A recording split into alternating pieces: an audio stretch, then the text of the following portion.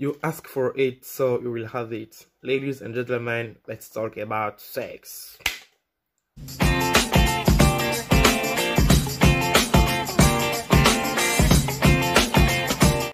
Hello, j'espère que vous allez bien. Il y a quelques semaines en stories Instagram, j'ai demandé, vous vouliez que je parle de quoi? Ce serait quoi le sujet de ma prochaine vidéo? And all the answers was about sex. Et sur le coup, en fait, j'ai pas compris. Les gars, je suis dentiste. Je me suis demandé, en fait, mais comment je pourrais vous parler de sexe? Il n'y a pas que la fesse dans la vie, il y a le sexe aussi. Eureka, je me suis rappelé d'un truc pour dire je t'aime. Pour aborder quelqu'un qui vous plaît en fait dans la rue, pour vous embrasser, donner du plaisir autre que le plaisir de la pénétration, entre autres, pour faire vos... C'est avec la bouche en fait, du coup, clairement qu'un dentiste peut vous parler de sexe. Alors, avant de continuer, j'aimerais juste rappeler que si vous n'êtes pas majeur et vacciné, merci de bien vouloir juste partager la vidéo. Et on se retrouve en fait à la prochaine fois. Alors, maintenant qu'on est entre adultes, oui, entre adultes, on peut commencer à faire cette vidéo. En fait, j'ai demandé à des gens de mon entourage de me dire ce qu'ils aimeraient qu'un dentiste en fait leur dise à propos de sexe, à propos de relations sexuelles. Et j'aurais dû le faire en stories, mais j'avais pas beaucoup de temps à cause de mes examens. Mes prochaines vidéos, en fait, ça va se passer dans mes stories Instagram. Vous allez décider du sujet et vous allez également décider en fait de ce que vous voulez apprendre de nouveau. En fait, vous avez envie que je vous parle de quoi? Je pense que comme ça, ce serait plus interactif. La fellation, en fait, je vais donner d'abord mon avis personnel avant de donner mon avis en tant que médecin. La fellation, pour moi, c'est une question de préférence. Si vous aimez ça, si vous n'avez rien contre, si c'est quelque chose qui vous donne du plaisir, et si la personne en face de vous est propre, why not?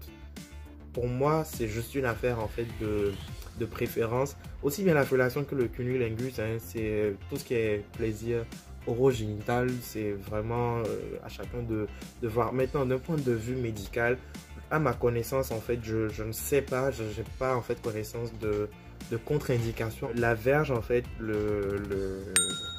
voilà, chez l'homme, en fait, est à l'extérieur du corps. Du coup, pour un homme qui se lave, et chez la femme qui a une toilette intime correcte, il n'y a véritablement pas de problème, en fait. C'est quelqu'un qui est propre sur lui.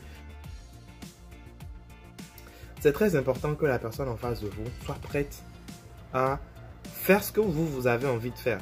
C'est très important en fait de lui demander est-ce que tu veux ci, est-ce que tu veux ça. C'est très important de discuter, d'échanger en fait, de communiquer, de savoir ce qui ferait plaisir à l'autre, qu'est-ce que l'autre est prêt à faire ou pas. Et avant d'y aller, pour moi le sexe c'est quelque chose de beau, c'est quelque chose de super quand c'est mutuel, quand c'est partagé, quand du plaisir est pris des deux côtés, voire plus si voilà, vous êtes dans ce genre de délire là. Mais c'est très important le consentement. Du coup, quelqu'un qui vous dit oui au début mais qui après n'est plus partant, en fait, insistez un peu. Si c'est toujours un non, passez à autre chose. Il y a plein de façons en fait de se faire plaisir, quitte à revenir encore dessus après. Peut-être qu'elle va vous dire je me sens plus à l'aise, oui on peut y aller ou pas. Et même si quelqu'un vous dit oui au début, qu'en cours de route c'est non.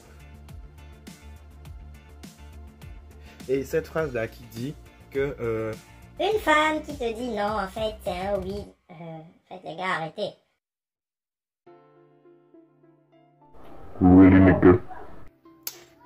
Alors, déjà, mon avis personnel, déjà, moi, je n'embrasse pas n'importe qui. J'ai ce qu'on appelle une déformation professionnelle qui fait que quand je parle avec quelqu'un, je vois dans sa bouche, en fait, est-ce que la personne est clean?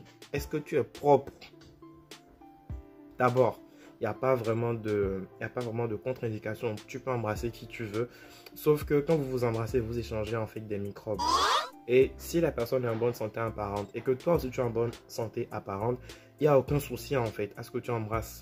Aucun souci.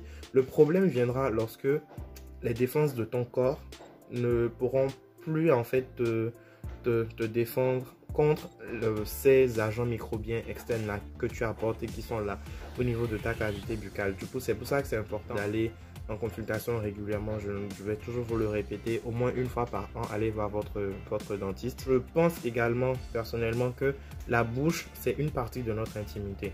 Et c'est vrai que c'est comme ça à l'air libre que tout le monde la voit, mais c'est une partie de notre intimité. Avec la bouche, on peut faire plein de trucs. C'est la frontière entre les autres et nous. C'est avec la bouche qu'on interagit la plupart du temps avec les gens autour de nous. Du coup, est-ce que tu aimerais que n'importe qui ou n'importe quoi entre dans ton intimité? Je ne pense pas. Donc après, c'est à chacun de voir. Chacun fait ses choix. Ok, je suis pas sexologue.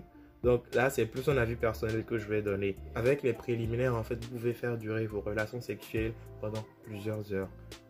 Vous accélérez, vous diminuez, etc. Vous alternez et vous essayez plein de trucs, en fait.